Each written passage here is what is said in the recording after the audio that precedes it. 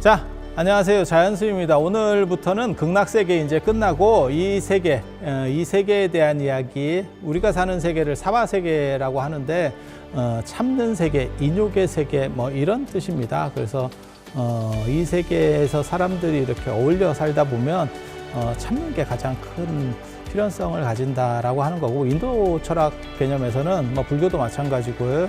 거기서는 이게 어떻게 보면 매트릭스 같은 가상의 세계, 벗어나야 될 세계라고 얘기를 해요. 그래서 여기를 이제 차안이라고 그러고, 깨달음의 세계를 피안이라고 얘기를 하는 거고, 그리고 그렇게 넘어가는 거를 바람일 건너간다. 그래서 차안에서 피안으로 넘어간다. 그래서 여기는 차안이 되기 때문에 어떻게 보면 매트릭스, 깨어나지 않은 매트릭스 같은 세계이기 때문에 고통의 세계. 그래서 감인 고토, 참아야 되고, 그 다음에 고통이 항상 따르는 그러한 세계, 그리고 한문으로는 그걸 고해라고도 하고요.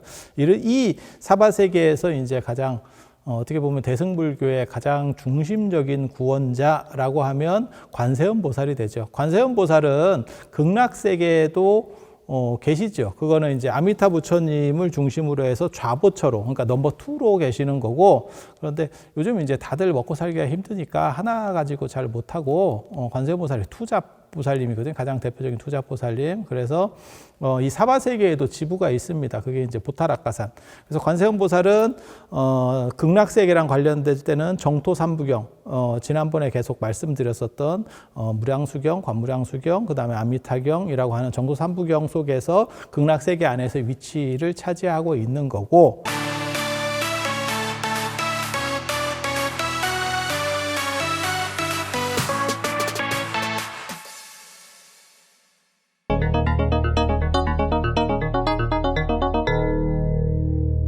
사바세계 안에 계실 때는 이제 보타락가산, 보타락가산은 워낙 유명하니까요. 중국의 보타락가산도 있고, 티베트의 달라이라마가 사는 데가 이제 포탈라궁이라고 하는데, 그 포탈라궁도 보타락가산을 이제 티베트식으로 음사를 한 겁니다. 그래서 달라이라마를 관세음보살의 화신이다라고 말하는 거고, 우리나라에도 이제 아시다시피 낙산사가 보타락간을 줄여서 낙산, 이렇게 보타락가산을 줄여서 낙산 이렇게 하는 거고, 원래는 어디에 있는 거냐면 남인도 쪽에 있습니다. 남인도 쪽에. 그래서 실존하는 지명이에요. 지금은 어딘지 정확하게 모릅니다. 그래서 경전적인 배경으로는 극락세계랑 관련된 극락삼부경, 정토삼부경은 극락세계랑 관련해서 아미타불과 함께 관세음보살이 등장하는 그 모습이 나타나는 거고, 이 사바세계의 보타락가산과 관련해서는 이제 경전, 배경 경전이 어떤 경전이냐면 화엄경 입법계품입니다. 그 입법계품에 보면 선제동자가 53선지식을 차례로 이렇게 쭉 다니면서 이제 가르침을 묻고 나중에 깨달음을 얻게 되는데, 그 중에 26번째에 비슬시라 거사인이라고 하는 비슬시라 거사가 등장을 해요. 그리고 이제 관자재존 여정취 이렇게 나오는 거죠. 저 화엄경 약찬계에 나옵니다. 화엄경 약찬계. 그래서 비슬시라 거사가 나중에 관세음보살에게 물어봐라 라고 하면서 남인도에 가서 선제동자가 비슬시라 거사한테 한번 가르침을 받고, 그 다음에 다음을 추천하는 거죠. 어떻게 보면 요즘으로 말하면 뭐 챌린지 이렇게 되는 거죠. 그래서 그 다음 분에게 저 사람에게 가서 물어봐라, 이러니까 관세음보살에게 가게 되는 거고, 그게 남인도 보타락가산으로 가는 겁니다. 그리고 이제 관세음보살한테 관세음보살이 27번째 선지식이고, 나중에 28번째 선지식이 되는 거는 정취보살이에요. 정취보살. 이 부분도 굉장히 중요합니다. 왜냐하면 나중에 보타락가산에 우리 보타락가산은 낙산사거든요. 지금 낙산사. 그 낙산사에 나중에 정취보살을 모셨다라고 하는 기록도 나옵니다. 그러니까 의상대사는 관세음보살을 모시고, 나중에 범일국사 통요라고 하는 분이 강릉에서 이제 사골산문을 개창하고 굴산사를 여신 분인데, 그분이 이제 정취보살을 낙산사에 모셨다. 그래서 이러한 화엄경 입법계품과 관련된 두 가지 연결고리가 존재하는 게 아니냐라는 생각도 들 수 있는. 그래서 화엄경이라고 하는 어떻게 보면 대승불교에서 가장 중요한 경전, 동아시아 대승불교에서 가장 중요한 경전 꼽으면 화엄경, 그 다음에 법화경, 반야경이에요. 그리고 여기 세 개 말고 하나를 더 꼽아라 라고 말하면 열반경, 정도를 꼽을 수가 있습니다.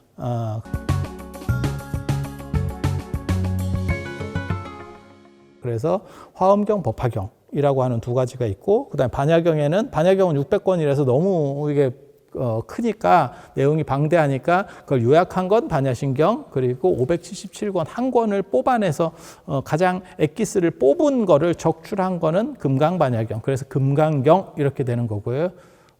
그리고 이제 열반경 같은 경우는 거기서 이제 불성사상이라고 하는 게 나오는 거고요. 그게 이제 우리가 많이 듣는 그 불성이 열반경 계열에서 나오는 겁니다. 그래서 이 네 개의 경전, 대승불교랑 관련해서, 동아시아 대승불교랑 관련해서 가장 중요한 네 개의 경전 중에서 화엄경이 이 보타락가산의 어떠한 배경, 관세음보살의 배경이 된다더라.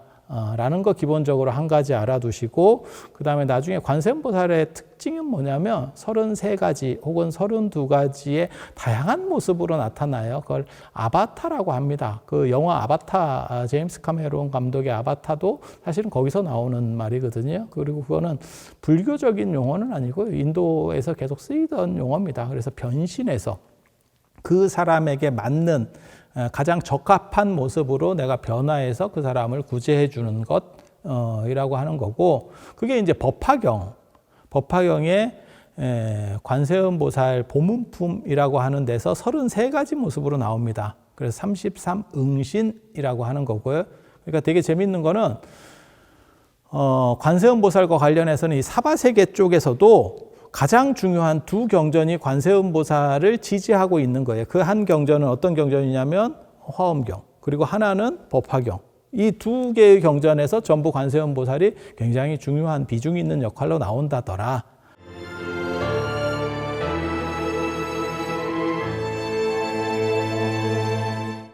그리고 화엄경 입법계품에서는 장소적인 부분이 기본적으로 나오는 거고, 그리고 법화경에서는 법화경 관세음보살 보문품은 나중에 너무 그 경전을 이제 사람들이 신봉하고 중요시 여기니까 나중에 독립해서 관음경이라고도 불립니다. 거기서는 이제 중생 구제의 모습 이런 쪽들이 많이 나오는데, 그거는 이제 법화경 속에 있는 거고, 그래서 한쪽에는 장소적인 부분, 화엄경 쪽에는 장소적인 부분, 법화경 쪽에는 중생을 구제하는 모습, 변화의 모습들을 나타내고 있다더라. 그리고 33응신은 관세음보살 보문품에 나오지만 32응신이라고 하는 것도 있어요. 그거는 이제 능엄경, 수능엄경이라고 해서 송나라 때 아주 유행한 경전이 있습니다. 이 능엄경들이 유행을 하게 될 때, 그러니까 송나라 때 주로 유행을 하는데, 그 경전에 보면 거기서는 32응신, 관세음보살의 32응신 이야기가 나옵니다. 그래서 중요한 경전들, 대승불교랑 관련해서, 동아시아에 특히 유행하는 대승불교랑 관련해서 중요한 경전들에 관세음보살이 어떻게 보면 다 나온다. 그래서 제가 농담삼아 그런 얘기를 합니다. 관세음보살이 어떻게 보면 사기캐다. 모든 중요한 데서 다 숟가락이 얹혀져 있다. 그리고 그렇게 되는 이유는 그만큼 중요하기 때문에 그렇겠죠. 그래서 관세음보살이야말로 동아시아 대승불교의 보살신앙 중에는 당연히 넘버원이라고 보시면 되겠습니다. 부처님에 대한 이러한 포교 영상에 구독과 좋아요를 눌러주시는 것도 업장을 소멸하는 하나의 방법이 될 수도 있다는 생각을 제가 잠깐 해보는데, 이거야말로 뇌피셜입니다.